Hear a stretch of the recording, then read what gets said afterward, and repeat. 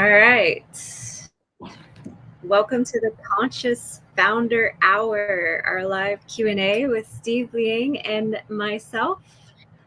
Hello, everybody. We'll wait to see who pops in and says hello and have some fun conversation. Let's see. Should be able to see. Yep, it's on there. Good to go. So, Okay. Steve, you were talking about some regulation changes lately. Oh yeah, there are a couple of big changes. I think the biggest one is the lawsuit where involving the NAR, the National Association of Realtors, and the ruling, which I see as a landmark case where the it is ruled that the 6% real estate agent commission for these transactions are not legal.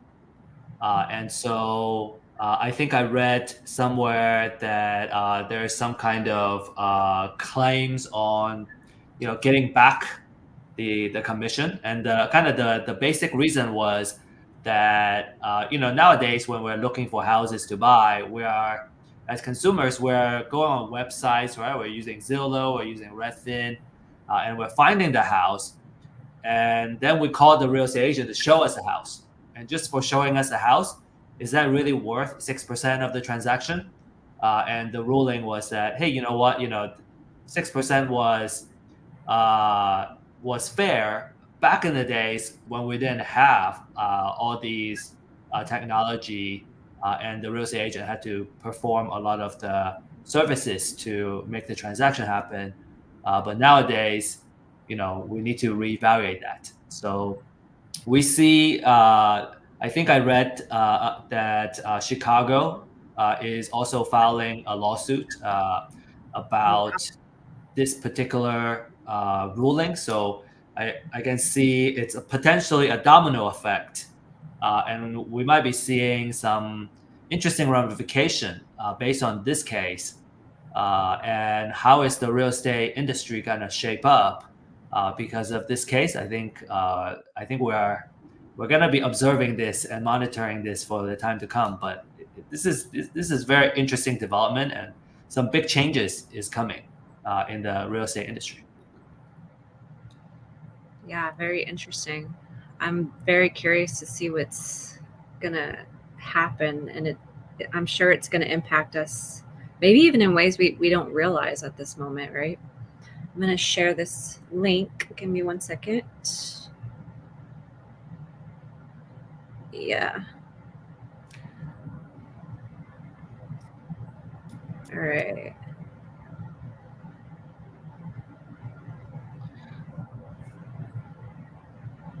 So let's see. I have a question for you, Lauren. So Sure. this is completely outside of regulations. Let's talk about completely something else. Let's talk about customer development. All right. My question for you is, let's say you got new clients, right, that just joined and signed up for your services, and you're going to give them a call as a welcome call, an onboarding call. What would be some of the questions you would ask them? Or like, how would you manage a call flow? First and foremost, I would extend extreme gratitude and thank them for their purchase and for the connection. And the conversation would flow really around them. The energy would be around them, really wanting to know, okay, how can I serve you best? What's going on in your world currently? Where's your business at? Where's your life at? What are your current challenges? What are your current struggles? And then also asking if they have any questions or if they are needing any guidance beyond what I'm able to comprehend during the conversation. So really probing for that, allowing a space for that. But really just building a solid foundation for a quality relationship and truly wanting to help somebody at the root of who they are as effectively as I can, and really allowing them the space to give me that information if they're open to it. I hope that answered your question. Yeah, I think I heard you say learning more about uh, their business and how you can help them, and also with the emphasis of building a relationship, right? Because just because a client have signed up or have made a purchase, it doesn't mean the relationship is over.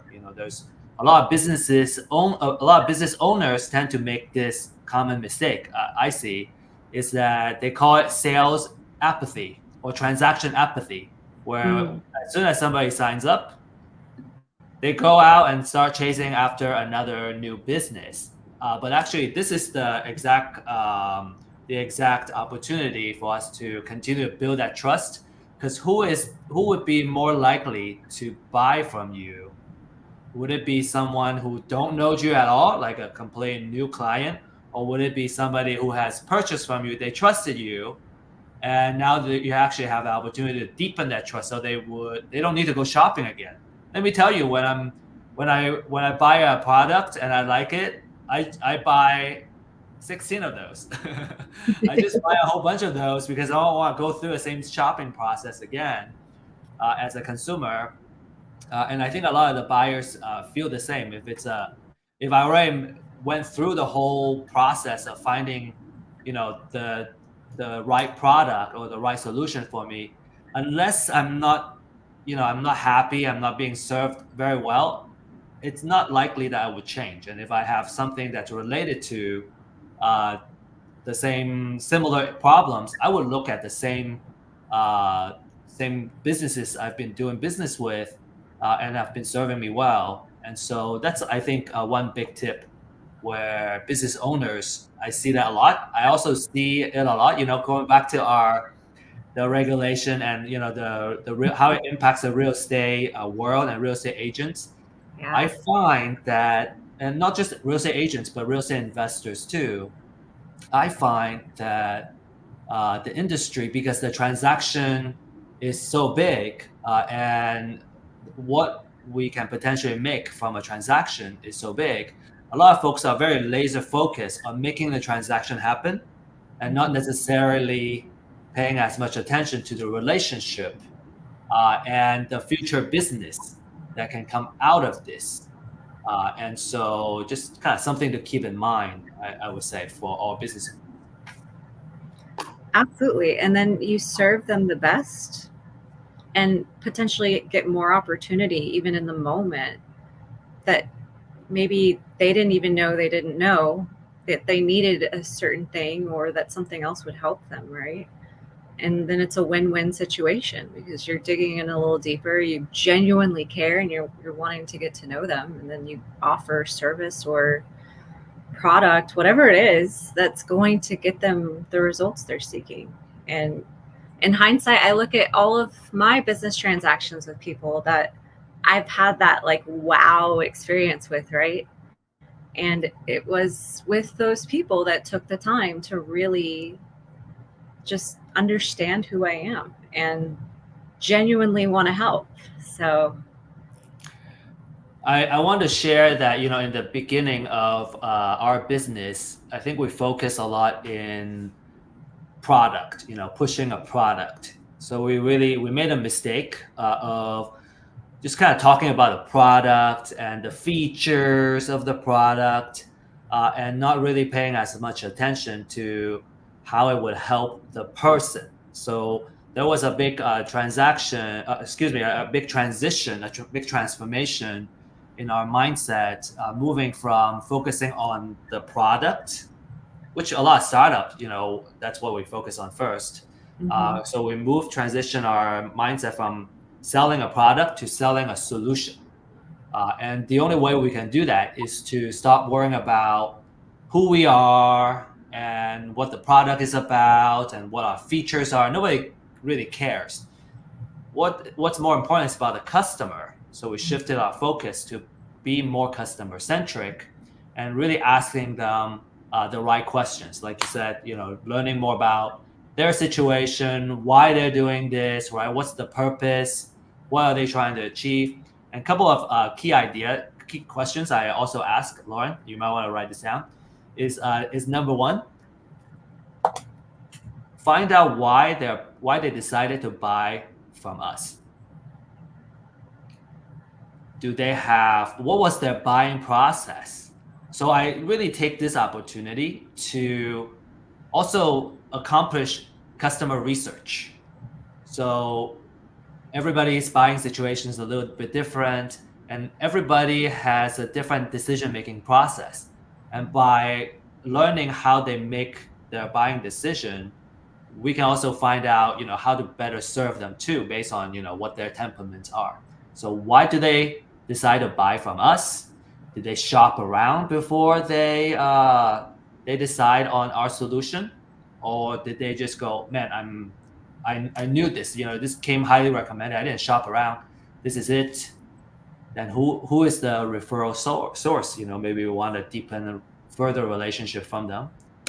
The welcome call is also a really good opportunity to reinforce that they have made a good decision.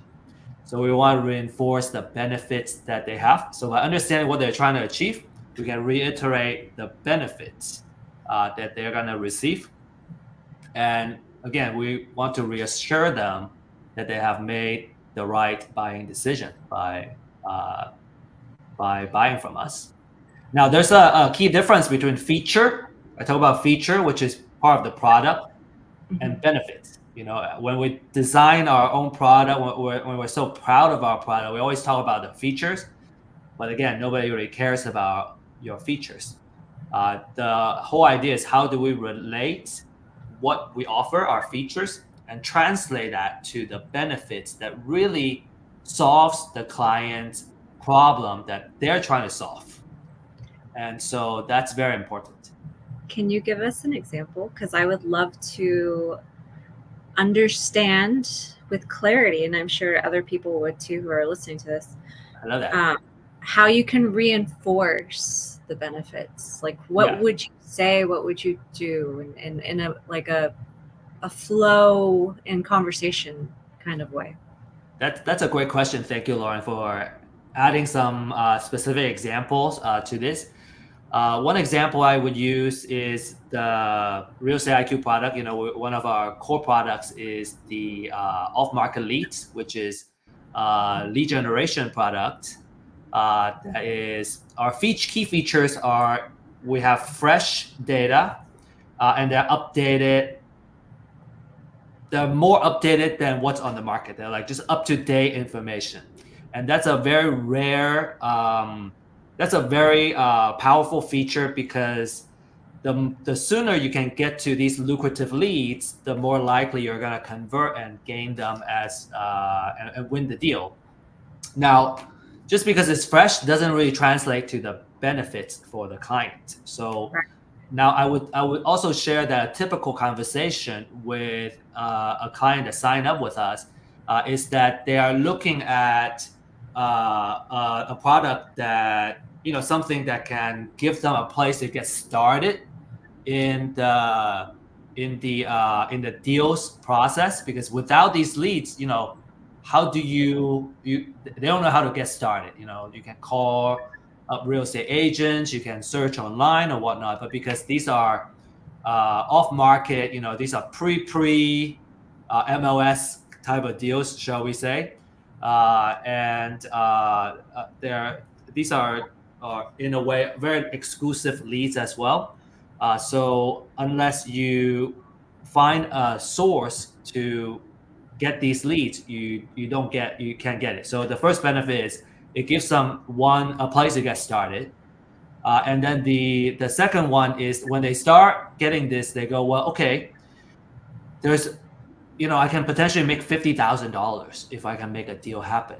But everybody and their mother and grandmother are looking at these lucrative deals. So how do I gain an advantage? And how do I get to them sooner than everybody else? A lot of times when they start calling the leads, they find out that, man, I'm not the first person that they talk to. They already talked to a couple of these buyers. So we would try to get them to share some of these problems. We call it explicit needs. Like they have realized that it is a problem that they gotta solve, and we would tell them, it's updated, right? We get this information like within 2 days of that information being available. It's the fastest on the market. It's the freshest leads, and we have complete control because we minded it ourselves, and that tends to translate. So again, I talk about the features and how that translates. The key is to translate that into the problems that are already seeing, or they may not being, if they don't know that problem yet, then we would want to educate them a little bit and turn that into an explicit problem, so they will appreciate those benefits that they have. Yeah, very clear. While you were talking about that, I was thinking in my mind about the conversation. I don't know if you wanted to go deeper in or continue talking about this, which it's a valid topic, but I was thinking about FOMO. Yeah. And how that not only, this is interesting, right? Because it can impact your buying decision. It can also impact your ability to focus sometimes, because when you have FOMO and you're looking at so many different things, your hands are in too many different buckets, right? And it could sabotage you in a way, but it could also linger. Nudge. And yeah. So I keep hearing FOMO come up, so I think it would be an interesting topic. The fear of missing out. And like, okay, so when we have, I guess I can relate this to what we're talking about. We have somebody on a welcome call, right? And there's that FOMO energy there. I feel very comfortable in laying a really solid foundation, so that way there's less of that emotional impulse and there's more of a educated, aligned purchase, right? I'm curious how you would handle that if somebody were to come towards you and they had that energy, right? Yeah, I think when before I would just kind of harness that, and I was more, I would say, I would share and admit that I was more kind of transaction minded too. I was just trying to make the sale. But what I realized long term is that when people are making their buying decision based on emotions, there tends to be regret, Mm. and then they look for people to blame or entities to blame for their inability to become successful. I have learned that it is better from a long-term standpoint to really help them make the best buying decision, and that they're committed to move forward. Because for me, a long-term client that sticks around and really leverage our product are much more valuable than somebody that complains, because it affects our team morale, and also sometimes the negativity can spill over and it adds some headache to us as a business.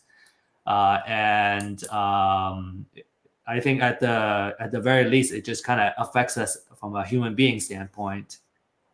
Right.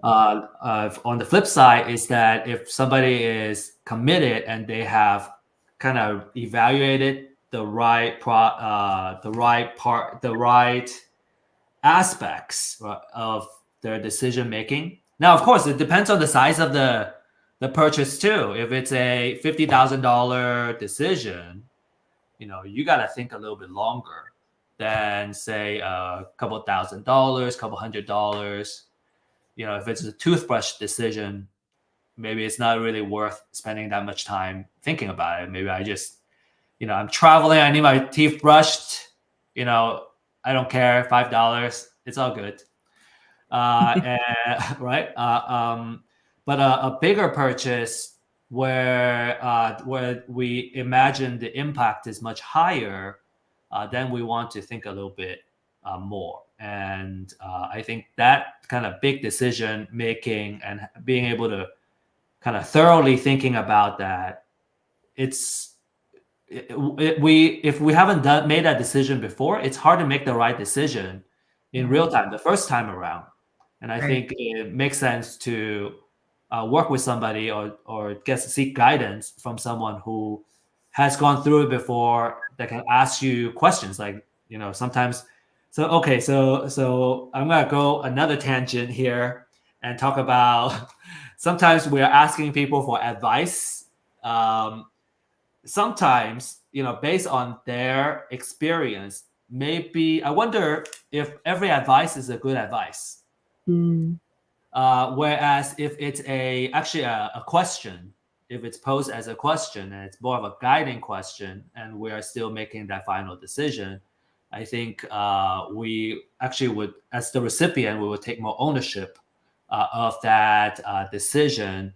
And again, we can get into a big nuance in guiding, coaching, advising a piece. We just want to be very clear on: are we asking someone for advice? And if it's just an advice, how are we getting enough advice to really make that informed decision? Are we doing enough research ourselves to make that final decision? So going back to our main point, which is I lost track. Lauren, could you bring me back? What were we talking about before? We were talking about basically just making sure that people weren't, I Yeah. guess, aimlessly choosing. So leaning on somebody. And then you were talking about not all advice is created equally. And I agree with that. I mean, if you talk to somebody who isn't in the same experience as you, they don't know all the details. So doing your due diligence and your own research is also important. So it kind of completes that picture, which is what you were saying. And I wholeheartedly agree. uh, and just to add a little bit of detail in there too, I have a past pattern of being impulsive and getting googly eyed at opportunities and just seeing, the dangling carrot and wanting to be a part of everything. And it's something I've worked really hard on not allowing to control my decision making any longer, and having a sounding board and someone who's level headed to help me, because sometimes see outside of myself is that it's been a life changing experience. So, um, being able to be vulnerable too, right? Like, and being able to talk about these things. I find a lot of the pain points that I'm coming in contact with recently with business owners are the lack of vulnerability, because they're not talking to anybody about it. They're not opening up, and there's a lot of shame, right, behind that. Like, maybe they made a poor mistake or a poor decision in their business and had a massive failure, or maybe they're just starting that process and they don't want to look bad, or I see it so often, and it's not worth the lack of vulnerability to just just let your ego go and be vulnerable and talk with someone you trust, someone that has your genuine best interests at heart, to help you pull yourself out of these things quicker, or else you're going to literally be in your own prison, right? And that's what it is. It's a self-perpetuated and self-chosen prison at that point. And a lot of these things start from FOMO. So Yeah, and it's Lauren, would you share with us a little more about kind of having the importance of, maybe shed some light on the importance of having support and a community support in a non-judgmental way, because we are our own biggest or the worst critic, and we tend to assume that other people would judge Mhm. us that way too, just kind of maybe from a surface level. How do we overcome that? I would be curious what your thoughts are. Well, first and foremost, it's a wonderful question. I've discovered that you can't force somebody to want to be at that state and to want to overcome it. It has to be something that's self chosen. It has to be something that you are ready to do. And for me, I can give you my personal experience and for just the experience of the people I've coached and the people in a community that I've been around. I find that when you are intentional with the energy and the character and just the world around you and the people that you are aligning your values with, I find that being vulnerable is less of an issue. And before you do it the first time, if you're the type of person that's afraid to be vulnerable or open, or maybe it's just something you've never experienced in your upbringing or your life, and it's a new muscle, right? When you open up in these environments with people who have similar values, who have genuine heart for you and who want the best for you, it feels uncomfortable at first because maybe in the past you opened up and somebody had a negative remark or treated you poorly afterwards or judged you harshly. And honestly, that's part of the process. It's our world is basically programmed with fear. And as an entrepreneur, as a founder, as a business owner, we have to be able to deal with uncomfortable situations and not let it knock us down. So, really, just that first piece is important, making sure you're around people that you trust to share with, because not everyone, you don't want to just randomly share with somebody, especially the first time.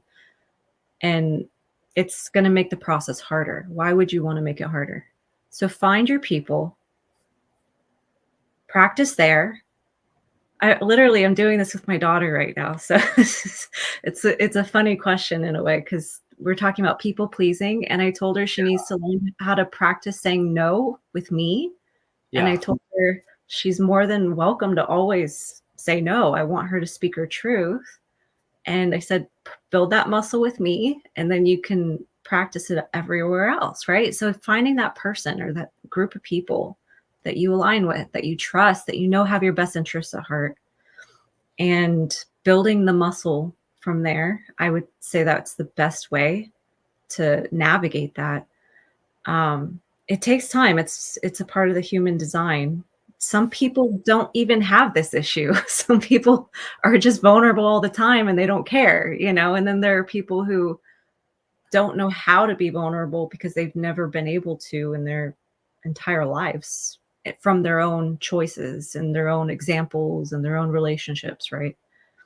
But I hope that answered your question, but that's to me, that's the best, most effective and intentional direction to go in when you're wanting to start that path.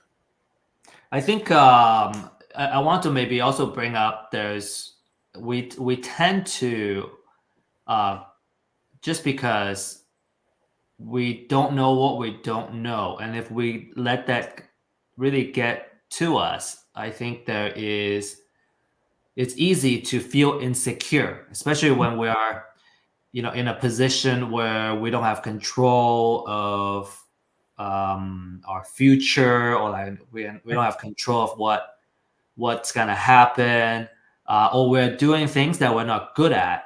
I think that's where a lot of the insecurity can Mm, seep in, and when we are standing in a position of insecurity, I think it's easy to doubt ourselves and also let what other people may think, let other people what we think other people think about us, kind of alter what we should be doing.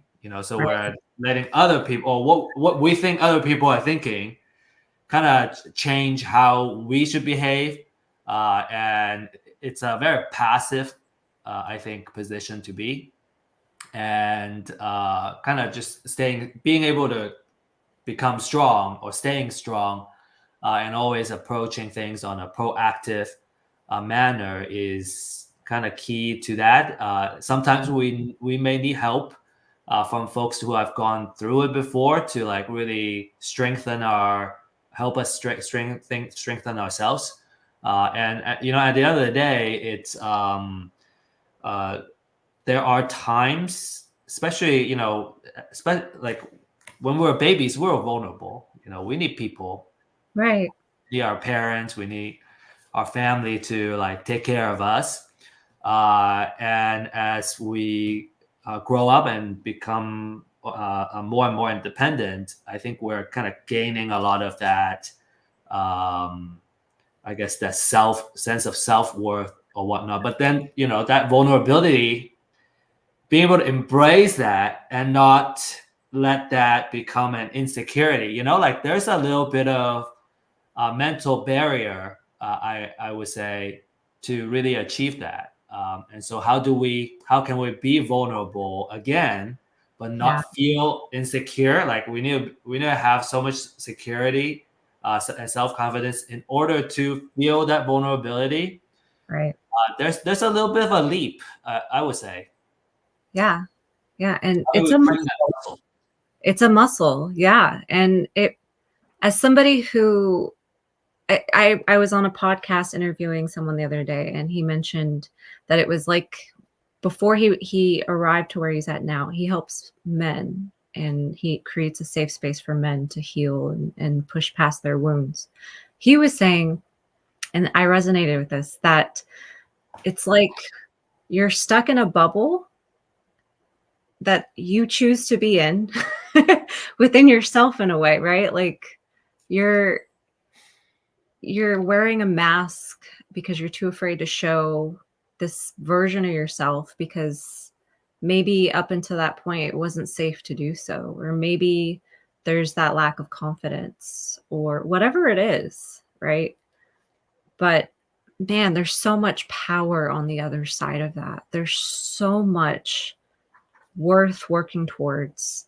So I highly propose and challenge anyone who's listening to this right now. If you're stuck in that state, work that muscle. It's going to be uncomfortable the first, I can't tell you how many times. It depends on how heavy of a weight you're lifting and how often you do it. But let's say you're like me and you go in head first to everything. You're really going to see the results, and your life's going to be so much more intentional and productive on the other side because you're no longer hiding things that need to be addressed for fear of whatever, right? So it's an interesting journey and it does take time. And I would recommend if you're facing that to again find your people. That's going to help the process become a lot more smooth. And like Steve said, huge. You know, I've always looked for communities that were already standing in the energy that I wanted to create or I wanted to build into. And that's helped me tremendously. So, really, that immersive learning and masterminding with like minded people too helps you get past these things that you don't know. And sometimes you hear somebody say something who's already gone through something you're looking to go through, and it literally like gets rid of all of the drama going on in your head in a millisecond. Like it's like you could sit there crying about it and then they say one thing and it's like there's nothing there anymore. So I truly value that, leaning on people that have the education and experience and heart who really want to help. Life changing. I wanted to bring up maybe an issue that I see a lot within small business owners, and that is the we fear losing control Yeah. of, say, our business, Yeah. and we tend to be not as trusting because Mm. we have been burned before. Maybe I had some past employees or past people I work with that, turn out to, really kind of maybe like, what's the right word? I'm just gonna say it. They stab you in the back, and then you have trouble trusting people again. And whereas, so that's very understandable. Now, contrary to the other side, where in order to grow a business, and in order to scale, and in order to, I guess, build something that's worthwhile, you need to cultivate leadership. And leadership has to do with trusting and taking care of your team and guiding them. And Mhm. sometimes it could be conflicting with the desire to protect ourselves Mm, because we mhm, have been burned before. mhm, And I see that. I see that's kind of a pretty big, it's before I thought it's more of a business, maybe it just requires leadership training. But I think maybe it's more than that. Maybe it's a trauma in addition to absolutely. leadership skill set as well. Absolutely. And we've talked about this. This is a wonderful topic, and it's so common. And I see it a lot with experienced founders, people who have been in the game, because you're going to have a failure at some point. Something's going to go wrong. It may or may not be massive, but whatever it is, it may jade you a little bit. It may turn you off a little bit. It's just like heartbreak when you think about it, right? You go from being completely in love and enamored, and you're like, oh, this is so amazing. I love everything about this, to like completely, when you break up, closed off, depressed. Oh, I'm never going to date anyone again. It's that extremes that people get stuck in. The extremes. They get that addictive, the workaholic energy, it's that addictive, filling a void because they're avoiding these past wounds and traumas. And I'm doing this because that's what happens. People just keep going back and forth, and they don't even realize they're doing it.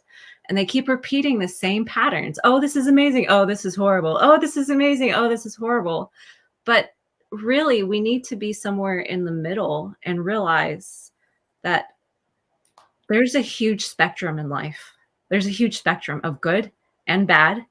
And if you really want to make any kind of impact in your business and in your life, you're going to experience both extremes.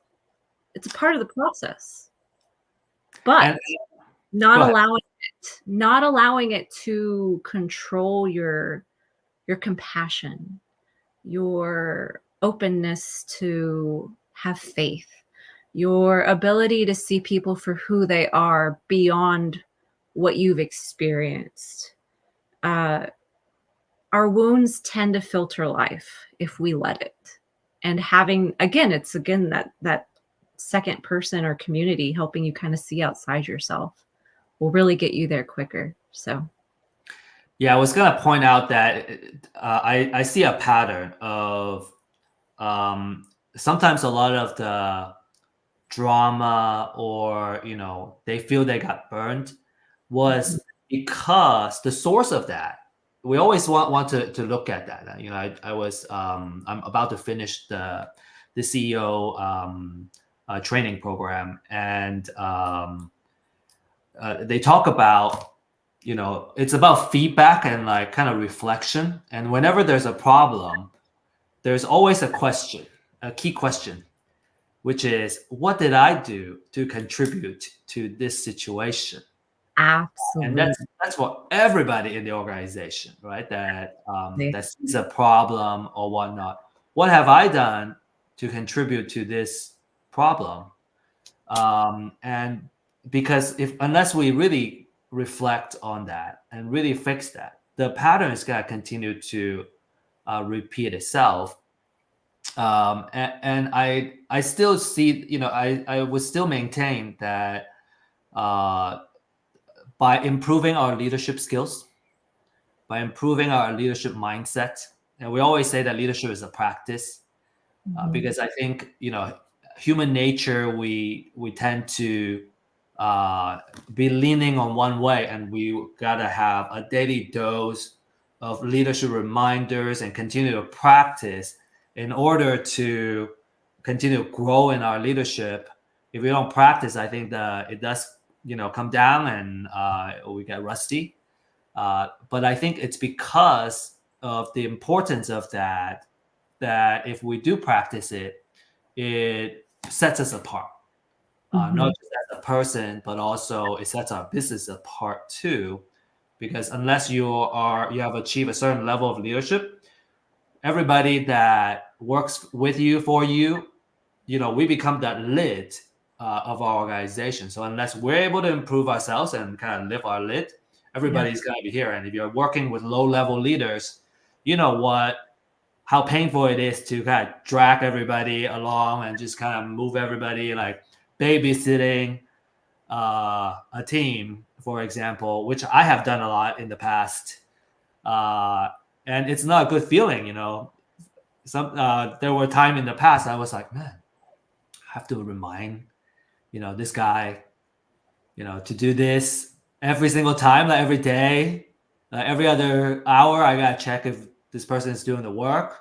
Is there something I could improve? And I kind of hung on to that for much longer than I should have, because I had a babysitting mindset instead of a mindset of developing leaders. Yeah. Yeah. And man, so much there. The strong codependency piece is in there too. And a lot of that comes from our patterns and our wounds and what we're used to. It's not always wounds, it's just the environment we were born in, right? And it's interesting because becoming a really solid business founder or a conscious founder or a business owner, whatever you want to call it, it's really a self transformation journey. Like in order, and everything that you do in your within your being is going to be reflected externally. So I hear it every single time I'm listening to a leader, founder who's had a breakthrough. One of the main things that they say is I had to look past my ego. My ego was getting in the way.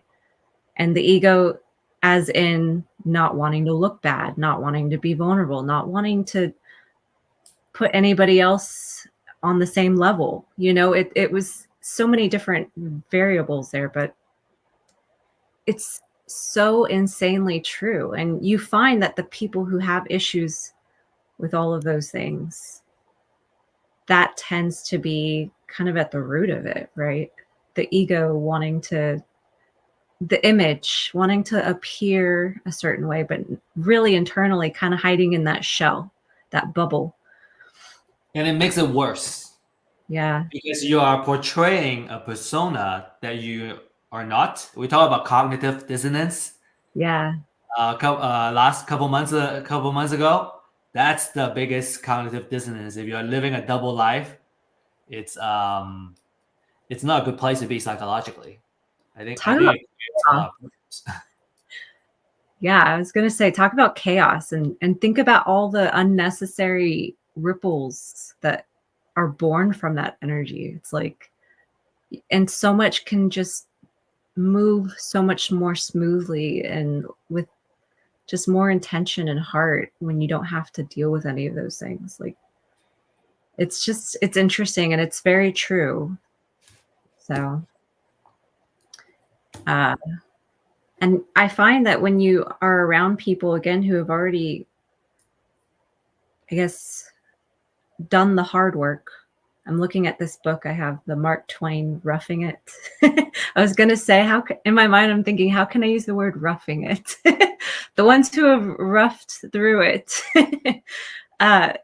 you tend to get this capacity within yourself when you realize, like, it's possible. I don't have to fit into this mold that, you know, this very black and white thinking, where there is a lot of that polarized thinking right now in the world. And a lot of it is ego. and separating people instead of kind of focusing more on the heart and being more intentional. And the people who are wounded and the people who have the most trauma and chaotic patterns tend to cling on to those polarized messages the most. So I found I want maybe to add to your point is that I find that a regular reflection is helpful.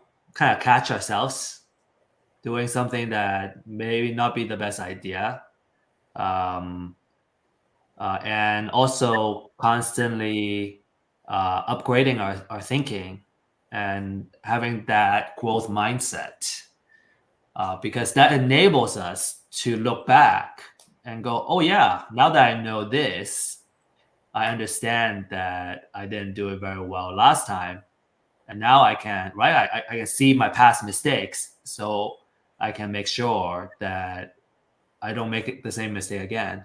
Or if I do make a mistake, it's a different mistake. So I have other lessons. I have additional lessons. um, and I think it goes back to, I would say, one of the more influential books I have read is about having a growth mindset. It's about kind of believing that we can always be better if we choose to think that we can continue to grow. And the whole myth about that we only use 10% of our brain or whatnot, that's total myth. It's untrue. Just kind of really kind of changing that. I thought that was a big turning point in my entrepreneurial journey or transformation, shall we say, bring it back to the transformation. Speaking of that, Lauren, what is a book that you have read recently or you're reading? Oh man, I've been reading quite a few. So let me pull up my Audible. And I recognize something you said from that book I was listening to on Audible. The Secrets of Closing the Sale. Oh, okay. By Zig Ziglar. And he mentioned exactly what you said on there. Which was what specifically? Remind me. Find out why. Like why they decided to buy. He touched on that. Maybe not using the same words, but and I love his approach. One thing I want to share that I heard, and he gives a few examples in the book, is he had somebody basically give him feedback that was trying to help him grow. And it wasn't necessarily true, so to speak, but he responded with such heart, and he shared the letter that he responded with. And it was like showing extreme gratitude. Like, thank you for caring about my growth and expansion and wanting to be my best version of myself. I appreciate that. Like, that's amazing. And then he listed out, kind of the things they didn't know and explaining his thought process. I can't remember the details right now, but I think it was something along the lines like he felt like he was ripping people off, or with the way that he was doing something during his lectures or something. But he said it in a kind way. And then his response was like, I was so impressed by that. Like, I love that. You see so many people like playing this like victim mode whenever they have like haters or whatever, you know what I mean? And I love that he didn't really play into that energy. So I want to share this lesson that I would never forget. It's from my grandmother, who just passed away a couple of years back. God bless her heart. And one of the biggest lessons that she taught me was, this is what she said to me. She said that pay attention to what people say to you. If their words is very pleasing, maybe on the side of kind of, I don't know what a PC phrase is, but they are trying to please you. Their words is just to please you. Be charming. careful with that. I'm sorry. Very Charming. overly charming. I think it's called love Overly bombing. charming. It's Okay, love love bombing. bombing. Like, "You're so amazing. I love you so much." Da, da, da, and they're like feeding you with that energy. Yeah, Yeah. yeah. If it's just feeding your ego, you want to beware of the words and possibly the person, and really pay attention to folks that give you hard advice, like give you the feedback you don't want to hear, because who in their right mind will actually say stuff where you don't want to hear. It's People I easier, care about. correct. It's easier to not go there, right? So I also pay attention to how I deliver hard feedback these days as well, and see how really paying attention to how it's received on the giving side now. But kind of also, uh, I mean, we love good feedbacks, right? We love compliments, and while it feeds our ego, maybe sometimes it's not that useful. Whereas if it's a valid feedback that points out our blind spot, I really Absolutely. appreciate that. Yeah, even though I don't like it at the time. Yeah. You just have to take a deep breath and like it's just my ego, resisting. Yeah. I really want to appreciate these criticism, or like if it as long as it comes from the right place. There's also the other side where just constant negativity and criticism, you know as on the verge of verbal abuse. That's also, we just want to make sure that it's different, and I think it's the intention, if we really see the intention. Yeah, it's interesting because I was just talking about this with my I guess second cousin the Mhm. other day, and I was telling her how I really value like the real blunt, honest truth, even if it's sometimes delivered harsh, because sometimes when you're passionate and in the moment that happens, but as long as it's coming from a good place and it's not something that's intended to like hurt me or damage somebody else's experience on this earth. I value that so much, and I've always been that way. And I think it's something because my mom's always been very honest with me, even when I didn't want to hear it. So I'm going to give her credit for that. To this day, she's still the same way. Like, she's very blunt with me. She tells me all the things I don't want to hear, and I think that was why I hid in a shell for a while growing up, because I didn't want her to be harsh with me, so I would just hide, right? I have seen But a pattern of mothers and daughters and just very blunt advice I don't know. lately. It varies. It's so every dynamic's completely different. But It's true. I really value my mom's advice, and every time she told me something I didn't want to hear, she's actually been like pretty spot on. Now, business advice I would not go to her for. But when it comes to like people and navigating life and doing anything outside of that, even if it made me feel uncomfortable in the moment, she's been pretty spot on. So I I think I that's what we I think that's what we can, typically rely on, from a close knit family where they have our best interests at heart. And I think that's very important. It's a big part of our support system. Outside of that would be having a community of folks that again, they're heart centered, which is the yeah, reason we have launched the Conscious Founder and the Level Up Club. A series of communities where our intention is to help everybody succeed, and we want to make sure that the folks that are in the community have the same approach and the same heart in mind. And that's not easy to find in the world today.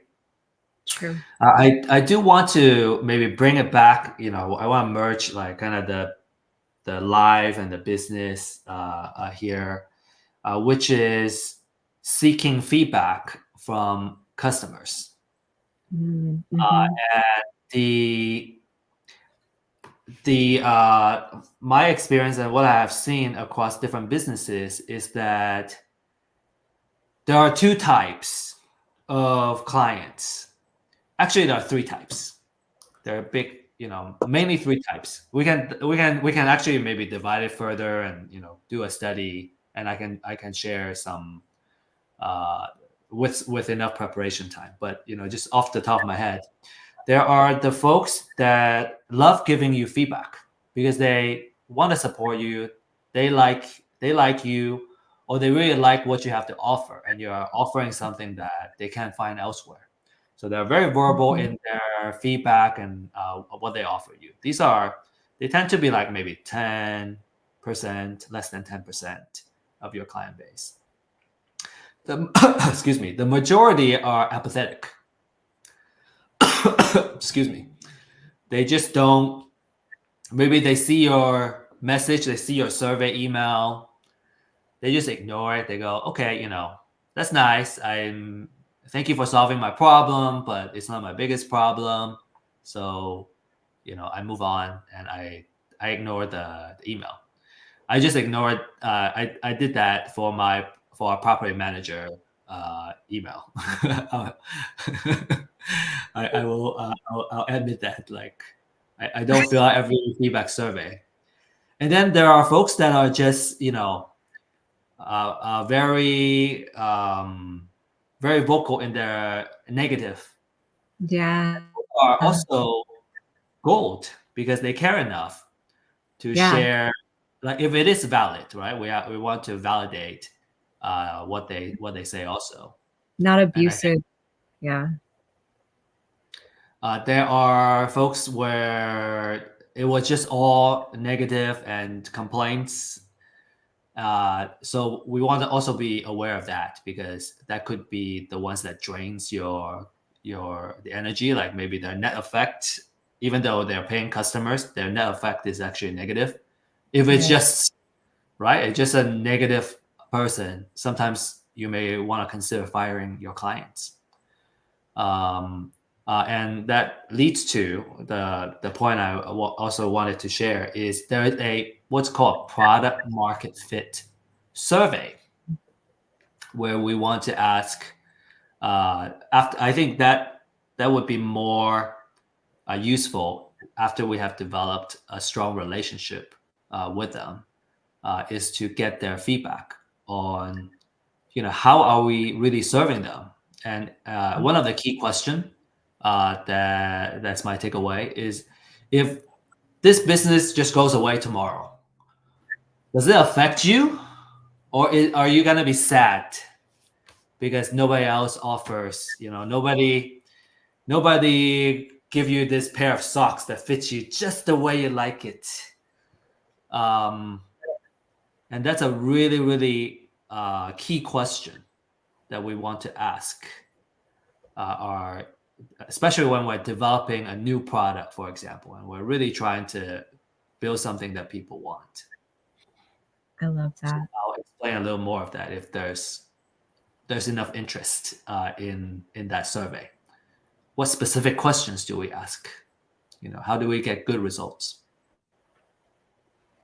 Yeah, I see we have two people watching. I'm curious if they would like to comment. I'd love to know who you are, and I'd love to say hi and see what part of the world you're coming from. While we have just a few more minutes left. Well, if you're going to be shy, that's cool too. Just know that I see you. I just don't see you. And we appreciate you enjoying this hour with us. Nope. No comments. All good. I want to test it out, see if it's working. So all good. But yeah, super valid information, Steve. Thank you for diving deeply into that. And I feel like so many wisdom nuggets in this last hour. A lot to digest for anyone who's listening. And really, at the end of the day, my motto at this point in my life and what I recommend to everyone else to really kind of close the circle is finding that feeling of feeling alive and free and authentic and yourself and following your goals and your heart and making sure that you're surrounding yourself with people that allow you to be that version of you. That will reap the best results in every aspect of your life. I'm telling you from personal experience.